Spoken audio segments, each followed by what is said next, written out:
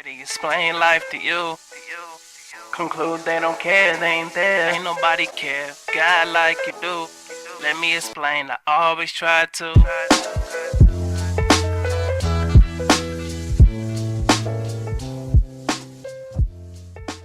So you give someone your heart. You give them, everything. And then even more. Right. And the response you get back isn't just a simple no. It's get out of my door. Ooh. We are definitely diving into the deep end of rejection today. We really are. We're looking at this incredibly raw set of lyrics that basically maps out the whole life cycle of a breakup. It's a whole journey. We've got the verses, the chorus, and it takes us from feeling completely broken to, well, something totally different. And our mission here is to trace that journey. We're following this protagonist who starts out just humiliated, really. For sure. But they somehow managed to flip that script, find their own agency, and start chasing their own dreams. It all kicks off with that real power imbalance. The narrator is all in. But for the partner, want is just. Yeah. It's just a word. There's no weight to it. It's more than just indifference, though, isn't it? It feels like active invalidation. Oh, absolutely. In that first verse, when the narrator tries to share their story, their life, the partner doesn't just tune them out. No, they call it crazy. Or the dumbest thing you ever heard. It's designed to make them feel small. Yeah, kind of gaslighting. But then we hit the chorus, and the reaction is, well, it's complicated. It's a total paradox, a massive contradiction. Because on one hand, you have this, vindictive certainty. I know you'll regret it, and even already regret it.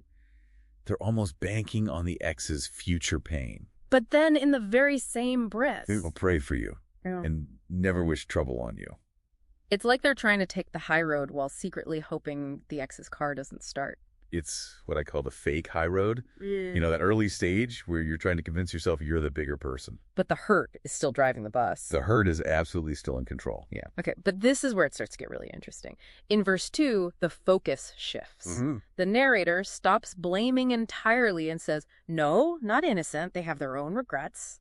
And then they use this amazing word, rerouting. That's the key to the whole thing. Ain't nobody believing, doubting. Yeah. Me, I'm just rerouting. It completely changes the metaphor. It's not a dead end anymore. It's just... a GPS recalculating. A GPS recalculation, exactly. It's that conscious choice to stop looking in the past and just find a new way forward. You stop bang on the locked door and just look for an open window? Precisely.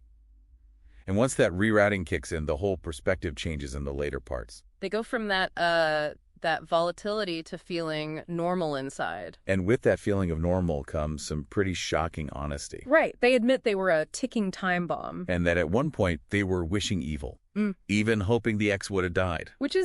That is dark. But it's so real. It shows how messy that healing process can be. And you get that little detail about depending on mommy, which just grounds it in this raw vulnerability. Yeah, sometimes you have to retreat to get stronger. And that retreat leads to the final showdown. The ex tries one last power move, saying the breakup happened because of me, the narrator. And the narrator just completely shuts it down. None of that was mine. Why? Because there never really was a we. And that's the moment of freedom, isn't it? It's total liberation. You can't be held responsible for the failure of a partnership that never really existed in the first place. Once that clicks, the wishing evil is gone. About the ex, they just say. I care less. Indifference. The true opposite of love. And the result of all that? Honestly, I'm glad I left now my dreams I pursue. They went from begging for forever stay to being grateful for the escape. It's a complete reclamation of the self. So that leaves us with a question for you to think about. We often look for closure from the other person, right? An apology, or seeing them miserable. But in this deep dive, the real closure comes from an internal realization. It comes from realizing there was nothing to close. Exactly. So does true healing come when the other person finally regrets it? Or does it only really begin when you stop wishing evil and decide for yourself that it's time for a reroute? You had a kid, but not the father. Send my love, why bother? Already explain life to you. Only call me, you need something. Feeling like I'm nothing, feeling gains from you. Let me explain, I always try to.